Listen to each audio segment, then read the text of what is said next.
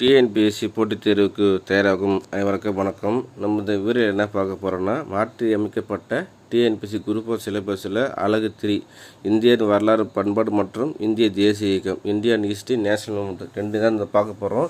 இந்த டாப்பிக்கில் வர சிலபஸ் கொடுத்த டாபிக் எந்தெந்த பாடத்திட்டத்தில் கவர் ஆகுது, எது இந்த பாடத்திட்டம் நம்ம இம்பார்ட்டண்டாக படிக்கணும் அதை பார்க்க போகிறோம். ஆல்ரெடி நம்ம 3 யூனிட் வந்து பார்த்துட்டோம். நம்ம எக்கனாமிக்ஸ் பார்த்துட்டோம், இந்திய அரசியலையும் பார்த்துட்டோம், தமிழ்நாட்டு வளர்ச்சி நிர்வாகம் பார்த்துட்டோம். இது எல்லாமே பார்க்கறது வீடியோ பார்த்து சப்போர்ட் பண்ணுங்கள். அதுக்கப்புறம் வந்து ஃபஸ்ட் லாஃப் 3வது அலகு வந்து பார்த்தீங்கன்னா தெரியும், இந்திய வரலாறு மற்றும் பண்பாடு, இந்திய தேசிய இயக்கங்கள்.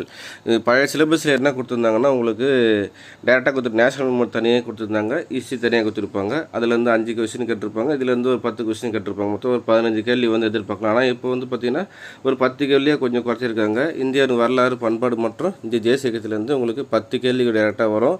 இதுலேருந்து பார்த்தீங்கன்னா 2 மெர்ஜ் பண்ணியிருக்காங்க. மற்றபடி சிலபஸ் எந்த அளவுக்கு மிகப்பெரிய மாற்றங்கள் கொண்டு வரல. அதுதான் இதில் முக்கியமான இது. ஃபஸ்ட்டு வந்து பார்த்திங்கன்னா இதில் வந்து என்னென்னா, இப்போது நேஷனல் மூமெண்ட், ஹிஸ்ட்ரி இந்த ரெண்டும் புதுசாக படிக்கிறவங்க எப்படி முதல்லேருந்து படிக்க ஆரம்பிக்கணும்னா, ஃபஸ்ட்டு நீங்கள் 6வது புக் எடுத்து படிக்கணும். 6வதுலேருந்து நீங்கள் ஃபுல்லாக படிப்படியாக நீங்கள் படிச்சுட்டு வந்தாலே கண்டிப்பாக வந்து பேசிக்காக வந்து 6வதுலேருந்து வரும் உங்களுக்கு.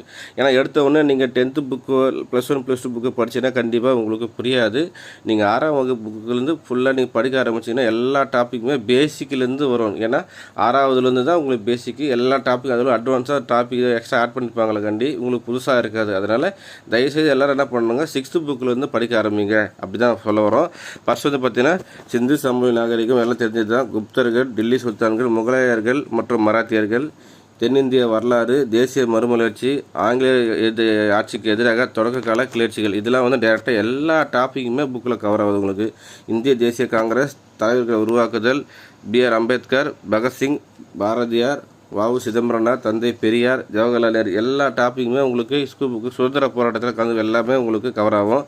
ரவீந்திரநாத் தாகூர், காமராசர் எல்லாமே வந்து இந்த தலைப்பில் கொடுத்த நபர்கள் மட்டும் நீங்கள் படித்தாலே உங்களுக்கு போதும். ஃபுல்லாக வந்து ஃபுல்லாக எல்லாம் கொடுத்துருப்பாங்க. அதுக்கப்புறம் தமிழ்நாட்டோட தலைவர்கள், விடுதலை போராட்டத்தில் பங்கு எல்லாமே உங்களுக்கு வந்து கொடுத்துருப்பாங்க. இது எல்லாமே வந்து பார்த்திங்கன்னா நேஷனல் மூமெண்ட்டு ஹிஸ்ட்ரியில் வந்து +1 +2 புக்கு கவர் ஆகுது. 10th வரை புக்கு எல்லாமே உங்களுக்கு கவர் ஆகுது. அதனால் நீங்கள் ஸ்கூல் புக்கில் ஃபுல்லாக டாப்பிக்கு படிச்சுட்டு 6th படிக்க ஆரம்பிங்க. ஃபஸ்ட்டு வந்து பார்த்திங்கன்னா உங்களுக்கு 6th புக்கில் வந்து என்ன கொடுத்துருப்பாங்கன்னா, உங்களுக்கு வரலாறு என்றால் என்ன கொடுத்துருப்பாங்க. இதெல்லாம் படித்தால சிந்து சமவெளி நாகரிகமும் தமிழ்நாட்டின் பண்டைய நகரங்கள் இது ரெண்டுமே வந்து நம்ம படிக்கணும். தமிழ்நாட்டின் பண்டைய நகரங்கள் வந்து நம்ம வேறு டாப்பிக்கில் நம்ம படிச்சிருப்போம். அதனால் வந்து கொஞ்சம் ஈஸியாக தான் இருக்கும், எல்லாம் கவர் ஆகிடும் உங்களுக்கு. அதுக்கடுத்து 2வது வந்து பார்த்திங்கன்னா உங்களுக்கு அதே 6th புக்கில் வந்து என்னென்னா, அதில் வந்து வட இந்தியாவின் வேதகால பண்பாடு, பெருங்கற்காலம் இது படிக்கணும். அப்புறம் வந்துட்டு பார்த்திங்கன்னா மாபெர சிந்தனைலாம் தேவையில்லை உங்களுக்கு. இது படிச்சிருப்போம். பேரரசு குடிமை தலைமையில் பேரரசு வரை இது லைட்டாக கொஞ்சம் படிச்சிருந்தால போதும். அதுக்கடுத்து வந்து பார்த்திங்கன்னா பண்டைய கால தமிழகத்தின் சமூக முறை இது ஆல்ரெடி அந்த டாபிக் தனியாக படிச்சிருப்போம். இது வந்து பார்த்திங்கன்னா பேரரசு காலம், குப்தர் மற்றும் வர்த்தனர், தென்னிந்திய அரசுகள் இது ரெண்டும் படிச்சு ஆகணும் நம்ம 6th புக்கில். இதில் பேசிக்காக தான் கொடுத்துருப்பாங்க உங்களுக்கு.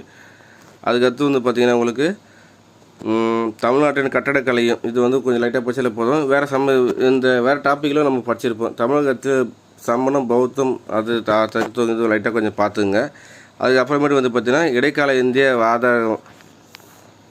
இந்திய வரலாற்று ஆதாரங்கள், வட இந்திய அரசுகள் தோற்றம் படிக்கணும். அப்போ தென்னிந்திய அரசுகள் கண்டிப்பாக படிக்கணும். பிற்கால சோழர்கள் பாடல்களை படிக்கணும். டெல்லி சுத்தரங்க. அப்போ 7th புக்கில் வந்து பார்த்திங்கன்னா ரொம்ப இம்பார்ட்டன்ட் டாபிக். 7th தான் உங்களுக்கு மேக்ஸிமம் உங்களுக்கு ஹிஸ்ட்ரியே வந்து ஆரம்பிக்கும். அதனால் 7th புக்கில் வந்து நல்லா தெளிவாக நீங்கள் படிச்சுட்டு வந்தாலே போதும். அதுக்கப்புறம் வந்து பார்த்திங்கன்னா 7th புக்கிலே வந்து விஜயநகர பாமனி அரசுகள், முகலாய பேரரசு, மராத்தியர்கள் மற்றும் பேஷோக்கள் எழுச்சி இதுவும் வந்து கண்டிப்பாக படிச்சே ஆகணும். இது டேரெக்டாக வந்து கவர் ஆகும். அதுக்கப்புறமேட்டு வந்து 8th புக்கில் வந்து பார்த்திங்கன்னா உங்களுக்கு ஆங்கிலேயர்கள் வருகை, அதுக்கப்புறமேட்டு நடக்கிற மாற்றங்கள் ஃபுல்லாக உங்களுக்கு 8th புக்கில் வந்து கொடுத்துருப்பாங்க. ஐரோப்பிய வருகைகள், வர்த்தகத்திலிருந்து பேரரசு வரை, கிராம சமூக வாழ்க்கை முறையும் படிக்கணும். மக்களின் புரட்சி, இந்தியாவின் கல்வி வளர்ச்சி இது எல்லாமே வந்து பார்த்திங்கன்னா நம்ம ஆல்ரெடி வேறு டாப்பிக்கில் படிச்சிருப்போம் நம்ம. அதுக்கப்புறம் மட்டும் இந்திய தொழில் வளர்ச்சி இது எல்லாமே வந்து எக்கனாமிக்ஸில் படிச்சிருப்போம், எல்லாம் படிக்கலாம். அதுக்கப்புறம் ஆங்கிலேய காட்சி நகரப்புற மாற்றங்கள், காலந்தோறும் இந்திய பெண்கள் நிலையை இது கண்டிப்பாக நம்ம படித்தே ஆகணும். இந்த டாப்பிக்கு நம்ம படிக்கலாம். அப்போது 8th புக்கு வந்து பார்த்திங்கன்னா உங்களுக்கு ரொம்ப இம்பார்ட்டன்ட் டாப்பிக்கெலாம் உங்களுக்கு 8th புக்கில் உங்களுக்கு கவர் ஆகுது. அதனால் 7th புக்கும் 8th புக்கும் நீங்கள் படித்தே ஆகணும். அதுக்கடுத்தது பார்த்தீங்கன்னா 9th புக். 9th புக்கில் வந்து பார்த்தீங்கன்னா இப்போது 6லேருந்து நீங்கள் 8th வரையில் என்ன படிச்சிங்களோ அதில் அட்வான்ஸாக கொஞ்சம் 9th புக்கில் இருக்கும். அதில் வந்து டாப்பிக்கில் கொஞ்சம் கவர் ஆகும். மனித பரிமாண வளர்ச்சியும் சமூகம் மற்றும் வரலாற்றுக்கு முந்தைய காலம் பண்டைய நாகரிகங்கள் படிக்கணும். தொடக்க காலத்தில் சமூக பண்பாடு ஆல்ரெடி வேறு சிலபஸில் நம்ம படிச்சிருப்போம். அதுக்கப்புறம் இடைக்கால இந்தியாவின் ரிலேட்டே பார்த்துக்குங்க. அதுக்கப்புறம் மட்டும் இடைக்கால இந்தியாவில் அரசும் சமூகம் இதுவும் படிக்கணும். நம்ம நவீன யுகத்தை தொடக்கிறது இதில் புரட்சிகாலம் நம்ம தேவையில்லை, வேர்ல்டு ஹிஸ்ட்ரி கொடுத்துருப்பாங்க. அதனால் இந்த டாபிக் வரையும் படித்ததாலே உங்களுக்கு போதும். அதுக்கப்புறம் மட்டும் 10th புக்கு. 10th புக்கில் தான் வந்து பார்த்தா ரொம்ப ரொம்ப இம்பார்ட்டன்ட். 10th புக்கில் வந்து நேஷ்னல் மூவ்மெண்ட்டு ஃபுல்லாகவே உங்களுக்கு கவர் ஆகும். அதனால் நேஷ்னல் மூவ்மெண்ட்டை பொறுத்த வரைக்கும் 19ஆம் நூற்றாண்டு சமூக சக்தி ஆல்ரெடி வேறு டாப்பிக்கில் படிச்சிருப்போம். ஆங்கில காட்சி இதே தொலைக்காட்சி கிளச்சி இதுவும் நம்ம டேரெக்டாக வேறு டாப்பிக்கில் தமிழ் ஹிஸ்ட்ரியில் இன்னும் படிச்சிருப்போம்.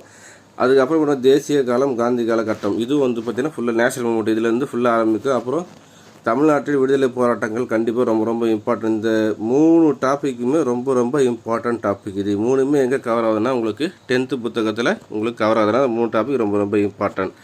அதுக்கப்புறமேட்டு வந்து பார்த்தீங்கன்னா +1 புக்கு. +1 புக்கு தான் இருக்கிறதுலே ரொம்ப ரொம்ப இம்பார்ட்டன்ட். ஏன் சொல்கிறேன்னா +1 புக்ஸில் இது 6வதுலேருந்து 10வது வரையில் நீங்கள் என்ன படிச்சிங்களோ அதுதான் வந்து பார்த்தீங்கன்னா +1 +2 புக்கில் டோட்டலாக ஃபுல்லாக கவர் ஆகும்.